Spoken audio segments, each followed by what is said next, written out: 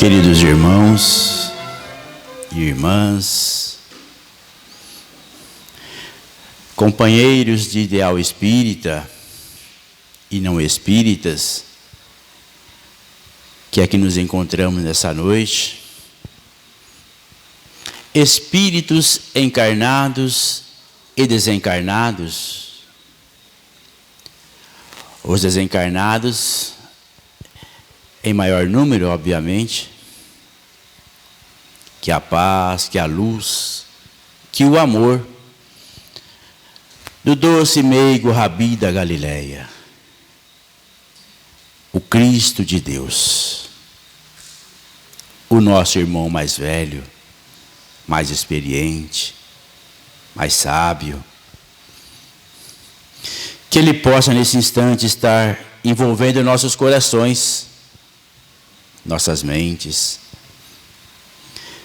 para que assim estejamos receptíveis, como disse o nosso irmão Edivardes na oração, com o coração aberto,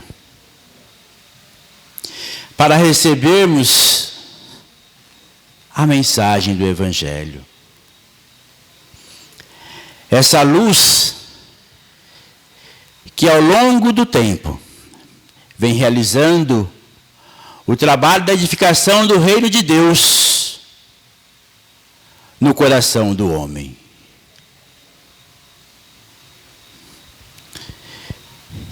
E para a nossa reflexão da noite, continuando a mensagem que nos trouxe nosso irmão Edivardes, ainda que não tenhamos combinado, falando um pouquinho desse trabalho, da necessidade de nos colocarmos à disposição, de nos colocarmos no exercício da caridade, que segundo o apóstolo Paulo, é necessidade sine qua non, indiscutível, para alcançarmos o reino de Deus. Para a iluminação dos nossos espíritos, para que possamos chegar à condição de espíritos puros, que é a destinação de todos nós. A jornada, obviamente, é longa, e nós estamos ainda engatinhando. Somos ainda crianças, somos ainda bebês nessa condição espiritual para chegarmos à maturidade do Espírito. Mas que bom que já estamos aqui. Que bom que já estamos dando os primeiros passos, começando a enxergar que existe um caminho, que existe algo de bom, que existe algo melhor, que existe algo que irá nos tirar da dor da ignorância, das dores das aflições, próprio das criaturas imaturas,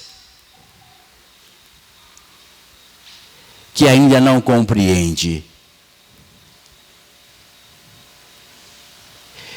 que nem sempre termos tudo aquilo que nós queremos é o melhor para nós. Porque quando olhamos a situação que estamos atravessando, as nossas dores, os conflitos, as dificuldades, guerras, rumores de guerras, a gente se pergunta, onde é que está Deus? Se Deus é infinitamente amor e bondade, se Jesus é o nosso governador espiritual, onde é que estão esses espíritos que deixa que isso esteja acontecendo com todos nós. Que a dor esteja batendo tão forte nesse momento na humanidade, em nossos corações. Mas a questão é,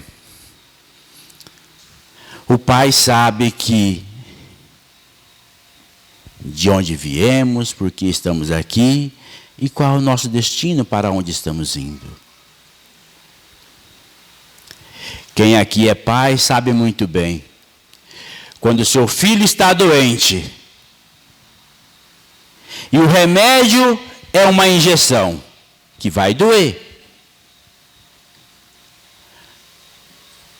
você vai livrá-lo, né? Privá-lo de tomar aquela injeção para evitar aquela dor, mas deixar que ele continue doente? Ou você irá aplicar a injeção porque você sabe que ali está a cura dele, ainda que ele vá chorar? Pois então, a dor que estamos atravessando hoje, que o Pai está permitindo que esteja aí doendo em nossos corações, é remédio, é luz, é despertar, é um trabalho de amadurecimento de nossos espíritos. E aí nós vamos ter na doutrina espírita, no capítulo 15 do Evangelho segundo o Espiritismo. É um capítulo fantástico. Assim como toda a obra, e não poderia ser diferente, pois é o Consolador prometido por Jesus há 2000 anos atrás. E não estamos aqui na condição de espíritas, diminuindo qualquer outro culto religioso. Não é isto. Mas sabemos do valor, da grandiosidade, da clareza, da maturidade desta obra. E nesse capítulo, Kardec vem nos falar então da questão da importância do exercício da caridade. Mas é importante que nós entendamos que a caridade, ela tem vários aspectos, ela tem várias nuances. E quero fazer uma pequena reflexão na noite de hoje sobre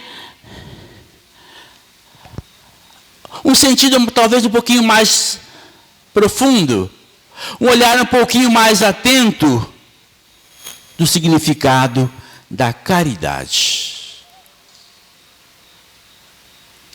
Quando nos dizem os Espíritos que fora da caridade não é salvação, vamos entender o que significa então caridade.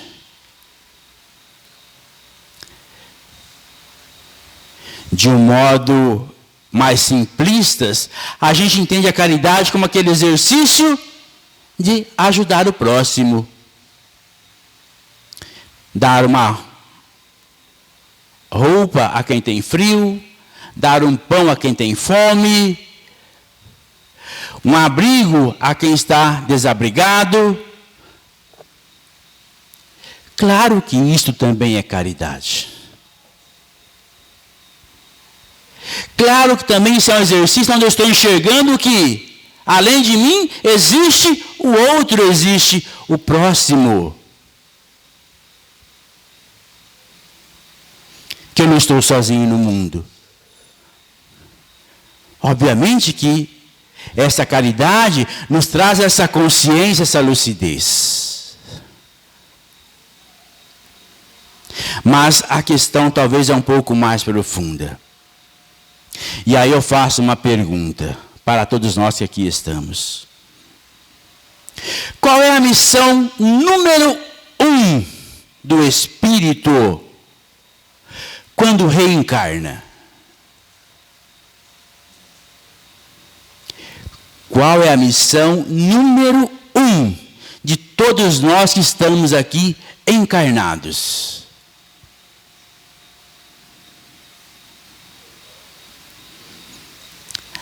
A missão número 1 é aprendermos a nos amar. Esta é a missão número 1. E essa talvez seja a caridade essencial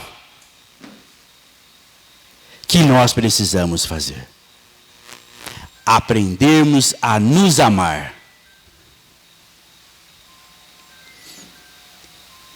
E a falta dessa compreensão, a falta desse auto-amor é que nos leva às aflições, às dificuldades que nós ainda atravessamos. E a caridade, na sua essência, ela tem essa finalidade de nos ensinar a nos amar. Porque ela parte de um princípio, de um ensinamento maior de Jesus, aonde se resume a lei de Deus. Qual é o mandamento maior da lei de Deus? Amar a Deus sobre todas as coisas. E a gente se esforça por isso, para isto. A gente se esforça todos os dias para desenvolver essa fé, essa confiança nesse Pai maior, no Criador de todos nós. Mas o segundo mandamento nos fala que é importante amarmos ao nosso próximo como a nós mesmos. Aí está a questão, está a chave. Como é que eu posso amar o próximo se eu ainda não me amo? Como é que eu posso dar um agasalho com o verdadeiro amor, com o espírito verdadeiro amor para o Odivardes, se eu ainda também não sei nem como me agasalhar? E essa fala é uma fala espiritual. Porque temos que sair do sentido material do Evangelho, da mensagem do Evangelho. Porque Jesus, eu sempre digo isso, Jesus fala a espíritos imortais e não para corpos perecíveis e transitórios.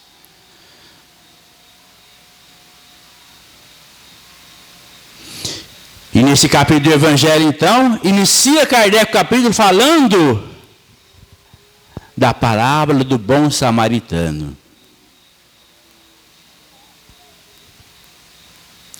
Aonde um homem que descia de Jerusalém para Jericó. Pelo caminho ele foi tomado de salteadores, que o espancaram, bateram, tomaram o que ele tinha, judiaram, e deixaram ele caído à margem do caminho.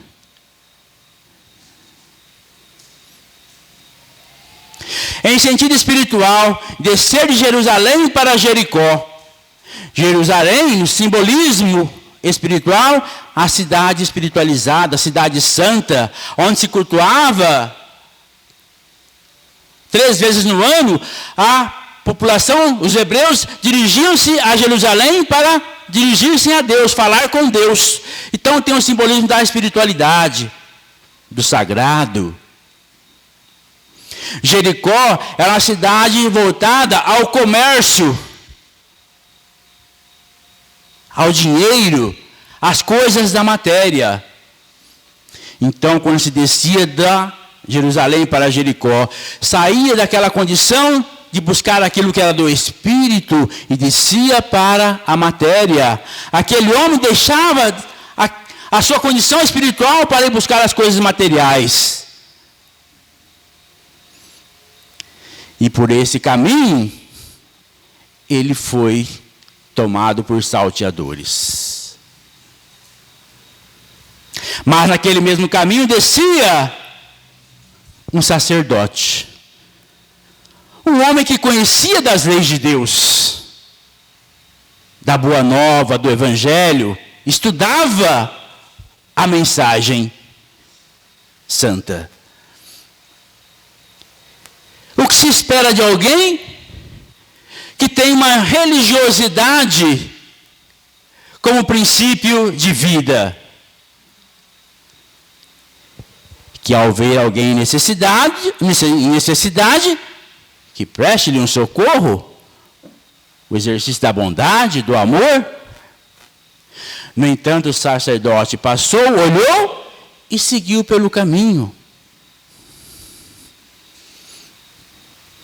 Tem outras explicações para isso, mas não vamos entrar nessa questão. Vamos, ficar por aqui. Descia-se também um levita de Jerusalém para Jericó. Também da mesma forma, pois os levitas tinham o sacerdote como exemplo. Ora, se o sacerdote não fez nada, por que eu tenho que fazer? Também passou-se ao largo.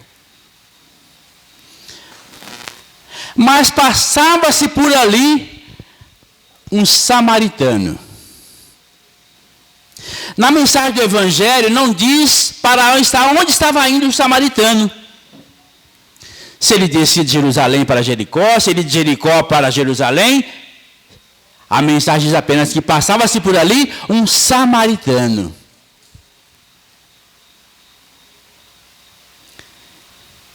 E aquela região, o povo que era de Samaria não era bem quisto. Eram vistos como pessoas de pouca confiança. O samaritano era alguém que não se era confiável, não era gente boa. Mas o Cristo, na sua pedagogia divina, na sua pedagogia sábia, traz nesse simbolismo da parábola algo para mexer com a gente mesmo. Para nos mostrar que dentro de cada um de nós, independente do julgamento do mundo, todos nós trazemos a luz divina. Trazemos o amor de Deus dentro do coração, instalado na própria alma, porque somos filhos de Deus. Ainda que essa luz não se manifeste, mas ela está aí dentro. E ela pode, a qualquer momento, basta que tenhamos a vontade, a atitude, a escolha, essa luz pode se manifestar. E o samaritano, então, que passava por aquela região, viu aquele homem caído. Foi até aquele homem, o socorreu, limpando as suas feridas com um vinho, que era um antibiótico natural, passando-lhe azeite, que é um anestésico. E o samaritano não perguntou para aquele homem quem ele era, o que ele fazia, para onde ele ia, se ele era bom, se ele era ruim. Não perguntou absolutamente nada. Simplesmente o socorreu. Somente. Colocou sobre o lombo do seu cavalo e levou até uma hospedaria. Cuidou daquele enfermo por mais alguns dias e ele precisava continuar a viagem. No sentido espiritual, nós não podemos parar por muito tempo, nos colocando como se fôssemos salvador do mundo. Porque eu ajudo Edivardes e fala a ele: Edivardes, até aqui eu fiz o que era possível. Agora é com você. Você também pode. Vá, porque eu também preciso seguir. Eu também sou necessitado de buscar a luz. E o samaritano deixou aquele homem, então, aos cuidados do dono da hospedaria. Deu 2 denários, que era o que ele tinha. E disse ao dono da hospedaria: cuide bem deste homem. Eu seguirei minha viagem. E quando eu retornar, aquilo que houver gastos a mais, eu recompensarei, eu pagarei. Pois muito bem.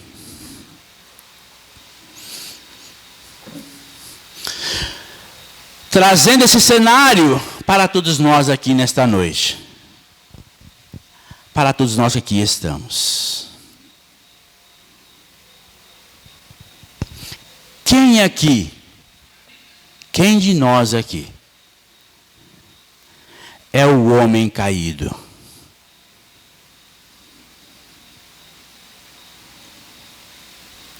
Que foi tomado por salteadores.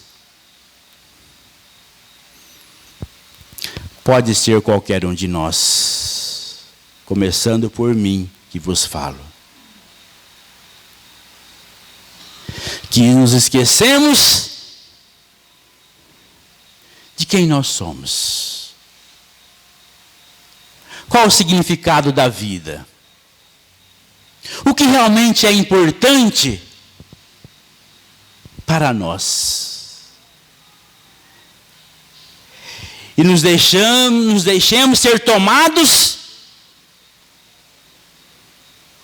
pela imaturidade, pelas fantasias, pelas ilusões, pelo assédio da matéria,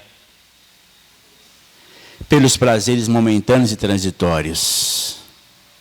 Como se tudo resumisse apenas a isto aqui.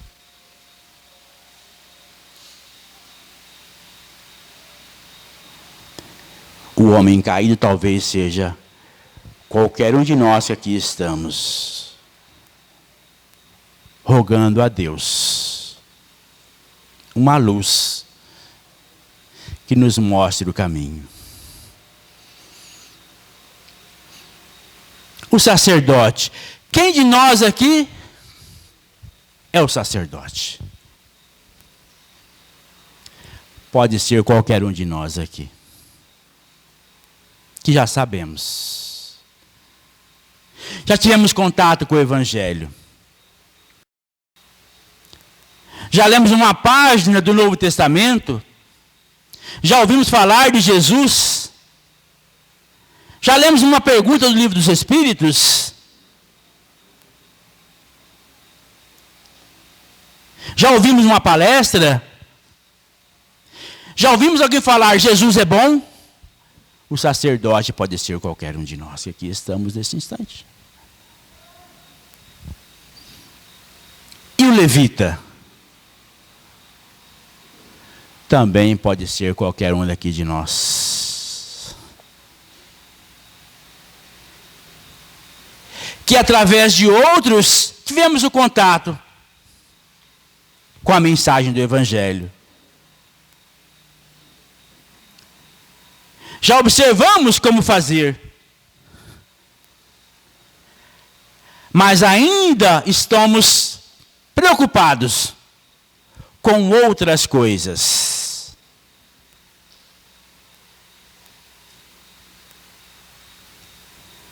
Como Marta, que a visita de Jesus, ela continuou preocupada com os afazeres da casa, limpando, cuidando, varrendo, enquanto que Maria, que percebeu a luminosidade daquela visita, sentou para ouvi-lo. E Marta ainda foi chamar a atenção de Jesus. Mestre, por favor, diga a Maria para que me ajude. Enquanto eu estou aqui limpando, cuidando das coisas, ela está aí sentada a te ouvir. E Jesus diz a Marta: Marta, Marta, andas afatigadas, ansiosa, com muitas coisas, enquanto uma só é necessária. Maria escolheu a melhor parte. Quem de nós aqui pode ser o samaritano? Qualquer um de nós. Que começamos a tomar consciência do significado de quem é o próximo. De tomar consciência de que o próximo não é apenas aquele que está mais próximo. Que o próximo não é apenas o meu amigo Edivardes, o meu amigo Vanderlei, meu amigo Raimundo. Não. O próximo é também aquela pessoa que eu não tenho muita simpatia por ela.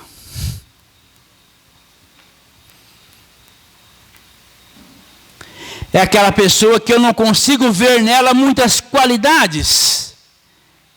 Que eu não consigo ver nela um valor, uma bondade. Porque, vamos ser honestos, enxergar algo de bom em quem eu não gosto é difícil.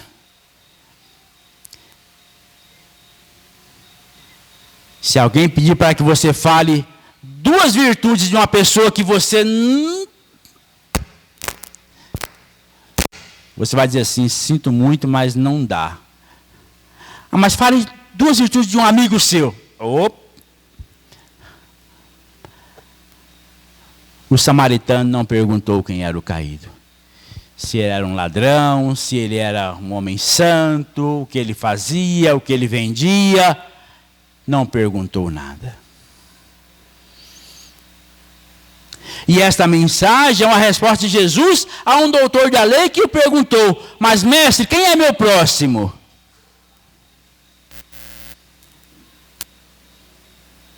E Jesus, através do exemplo da parábola, responde ao doutor da lei: para ti, quem é o próximo daquele homem que estava caído?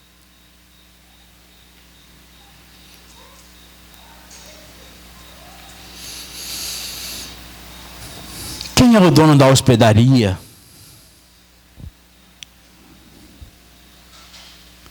Poderemos dizer Deus também. Mas o dono da hospedaria pode ser também qualquer um de nós, que acolhe no seio do seu coração alguém que esteja em necessidade.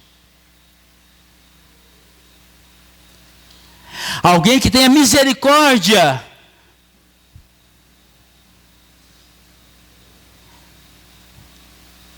Com a dor alheia. Com a miséria do próximo.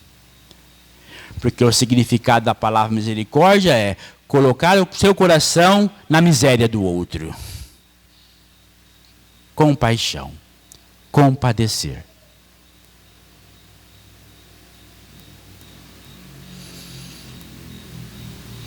E tem uma mensagem interessante que está no livro Sexo e Destino, de André Luiz. Onde André Luiz narra um fato ocorrido com Pedro Neves. Pedro Neves havia desencarnado fazia 20 anos. E estava na colônia Nosso Lar.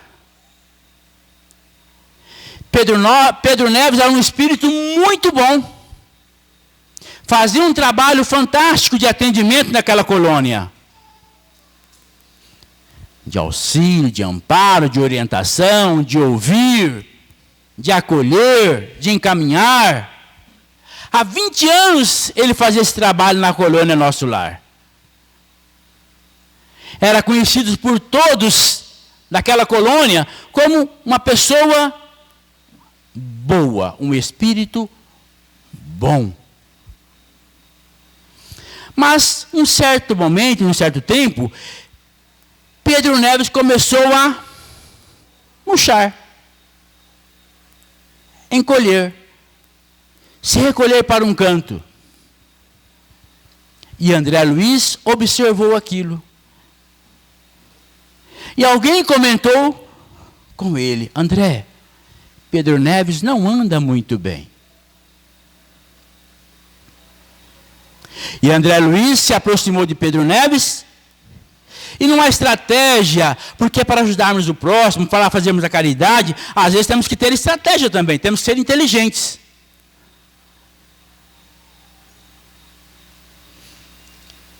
Porque às vezes o nosso coração é tão endurecido, tomado às vezes de um orgulho, de uma vaidade, que nós criamos uma barreira enorme até para receber o auxílio dos outros.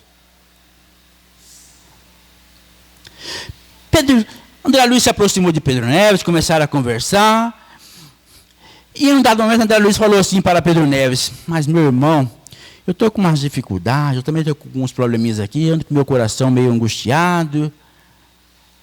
Aí Pedro Neves, opa, porque até então Pedro Neves conversava com André Luiz, mas não falou nada do que o que estava acontecendo com ele.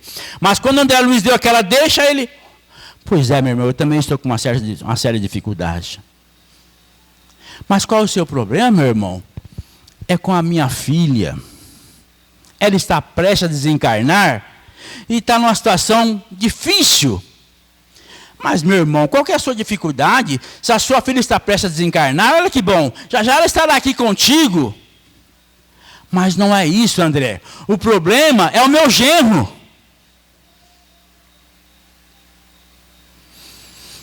E encerrou o assunto. Passado alguns dias, André Luiz volta a Pedro Neves: meu irmão, você quer falar um pouquinho mais do seu problema? O que está acontecendo lá com o seu genro? Sabe o que é, André? A minha filha está com câncer, em fase terminal. O meu genro tem cuidado dela direitinho, ele é um homem bom, cuida muito bem dela, direitinho. Medica, cuida, não falta nada para ela. O problema é que ele arrumou um amante e colocou dentro da mesma casa. Ele vai lá, cuida da minha filha, limpa ela e depois vai para o outro quarto ficar com a amante sem que a minha filha saiba disto. E eu estou com isto. Aquilo estava desestruturando Pedro Neves. Aquele homem que, olhem bem, há 20 anos fazia um trabalho de assistência aos necessitados na colônia Nosso Lar. André Luiz disse a ele assim: que tal nós montarmos uma equipe? Vamos até lá então para prestar um socorro à sua filha? Opa, vamos. Montou-se a equipe espiritual e foi auxiliar a filha de Pedro Neves. Mas a questão é o seguinte: o problema da filha de Pedro Neves era o genro. Então, para ajudar a filha de Pedro Neves, teria que se ajudar quem? O genro. Então, a equipe foi para auxiliar o genro. E o genro, dada aquela possibilidade de não ter mais o compromisso com a esposa, começou a se enveredar para outros caminhos também, para boates, outras companhias.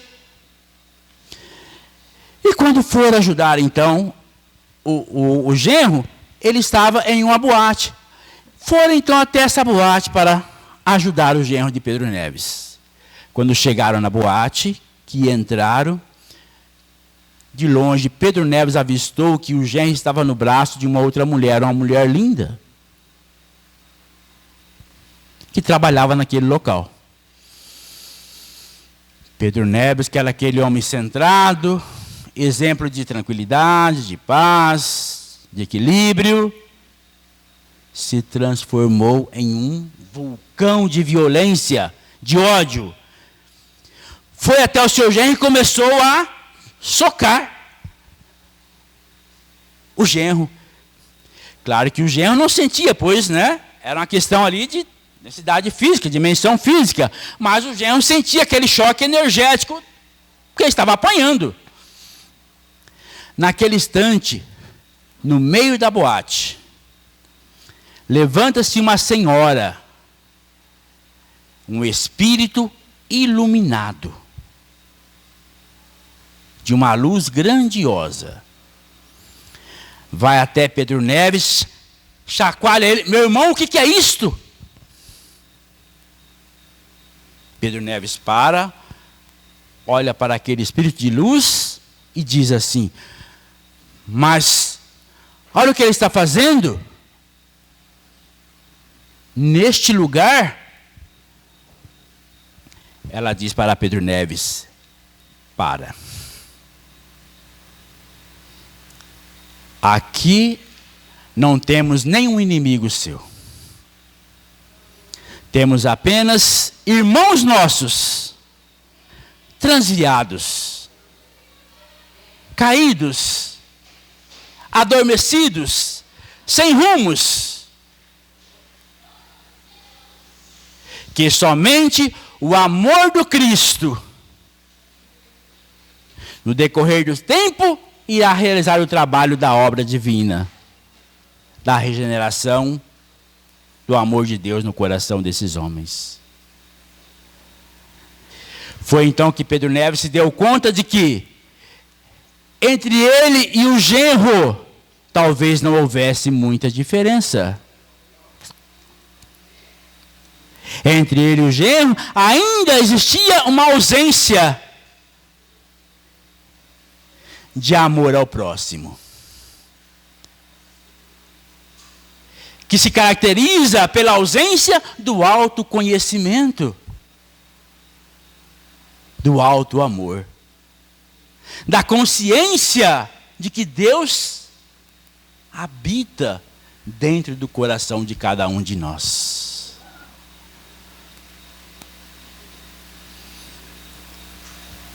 Faltou, naquele instante, para Pedro Neves, o exercício da caridade essencial,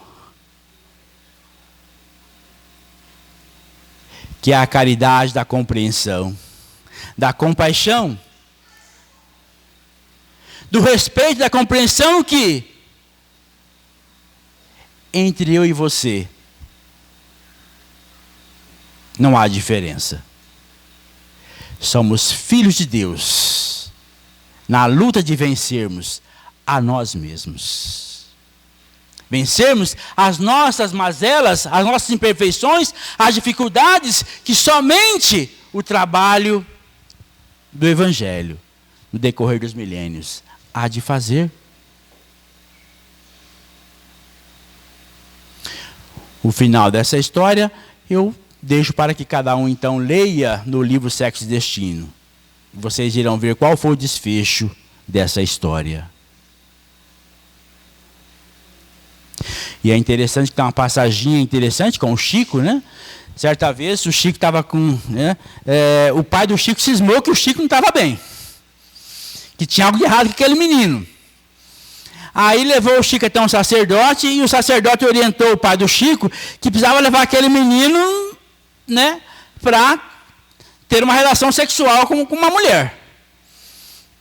E aí o pai do Chico, determinado dia lá, pegou o Chico e levou num prostíbulo, né?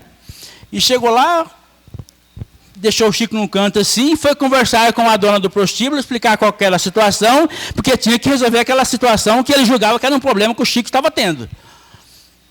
E ele está lá conversando com a dona do prostíbulo, conversando, daqui um pouquinho ouvir lá, né, dentro do prostíbulo, um converseiro, né? O que será que está acontecendo, né? Aí saíram e foram lá ver, chegaram lá, o Chico estava sentado, algumas mulheres em volta dele, e o Chico ali conversando com elas, já falando do Evangelho, e ouvindo as dores daquelas mulheres. É alguém que entendeu a caridade essencial.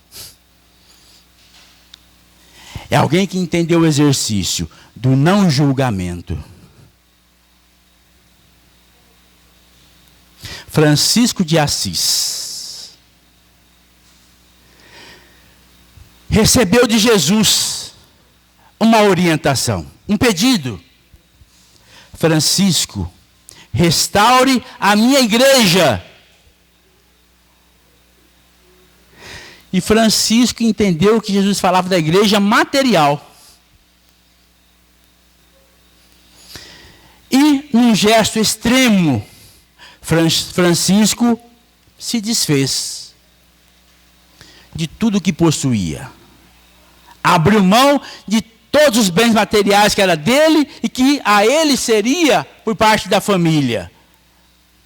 E foi viver uma vida de amor ao Evangelho, de divulgação do Evangelho, de exercício do amor ao próximo e da caridade.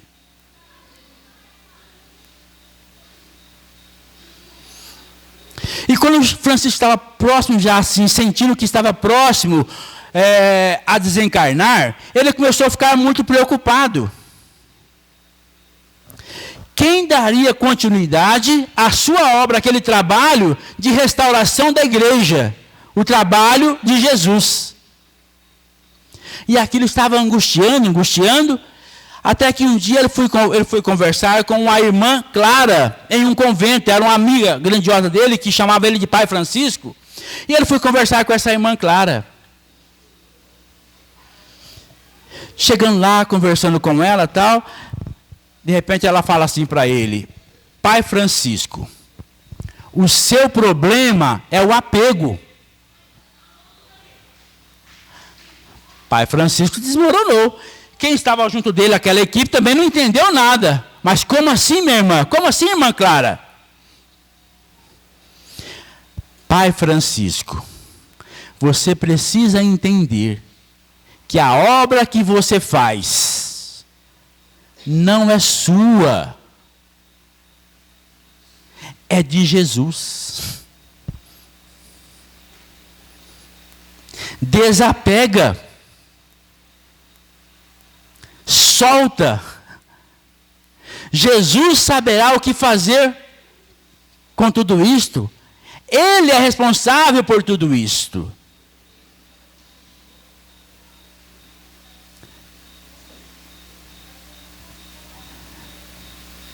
O trabalho que fazemos numa casa espírita de assistência, com certeza é importante.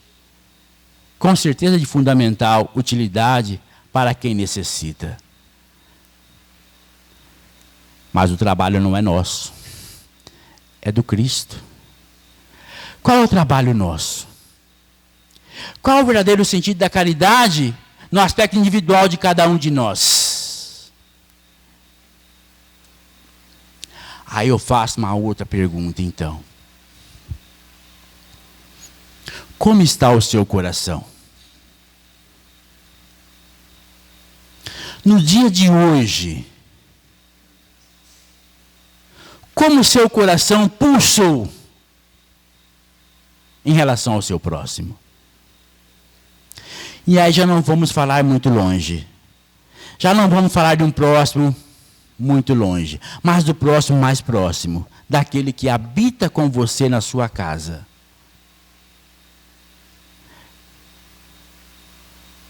Como que o seu coração pulsou em relação a este próximo no dia de hoje?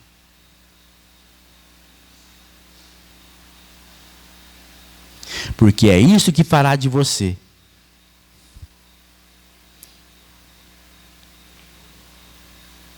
um trabalhador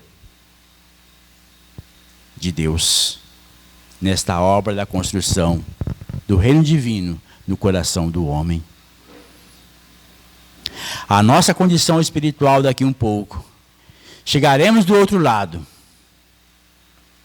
não simplesmente pelo tanto de dinheiro, de roupa, de alimento que nós demos, mas o quanto eu me amei ao ponto de permitir que esse amor escorra em benefício daqueles que caminham comigo, no exercício da compreensão, da tolerância, do perdão, da paciência.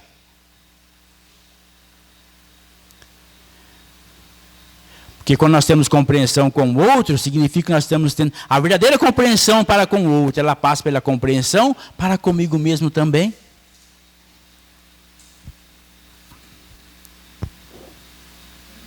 A caridade essencial. Esta caridade que ela sai de um coração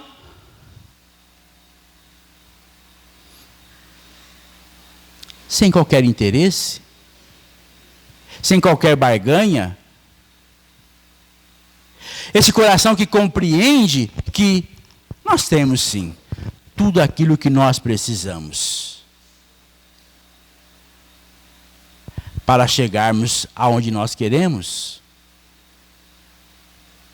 que é esta comunhão com Deus. Que é esta comunhão com Deus, mas não um Deus fora, um Deus que está dentro de cada um de nós, que está aqui.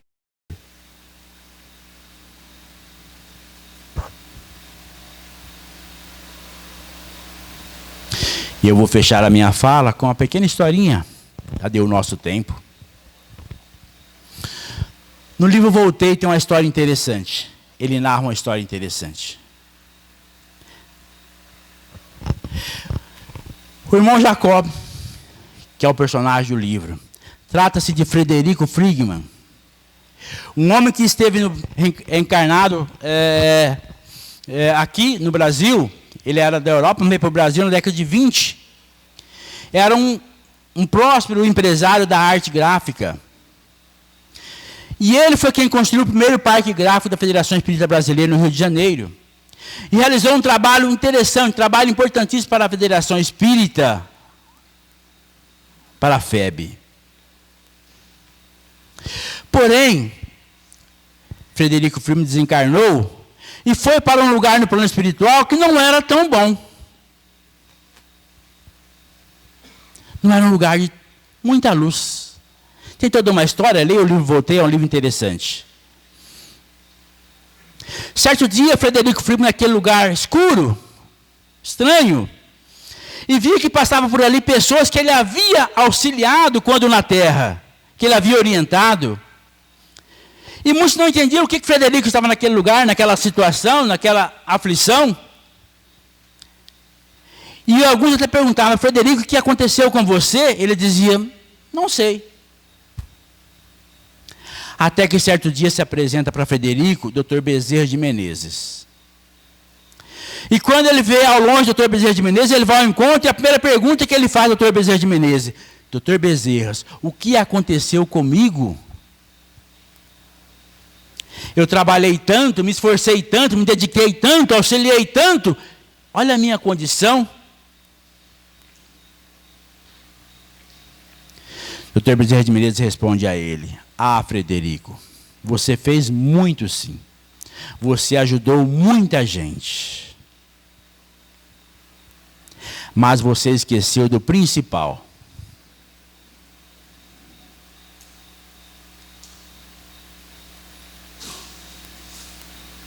Você não cuidou de você.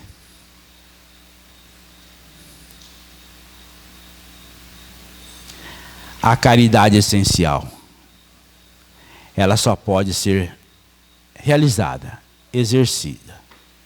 Ela só é condição indispensável para a nossa salvação, se ela começar por nós mesmos. Eu só posso amar o Vanderlei, eu só posso amar o Pedro, o João, o Joaquim, se eu estiver trabalhando esse exercício diário de amar a mim mesmo. De lapidar o meu coração, lapidar o meu espírito ainda carregado de orgulho, de egoísmo, de apegos e tantas outras mazelas.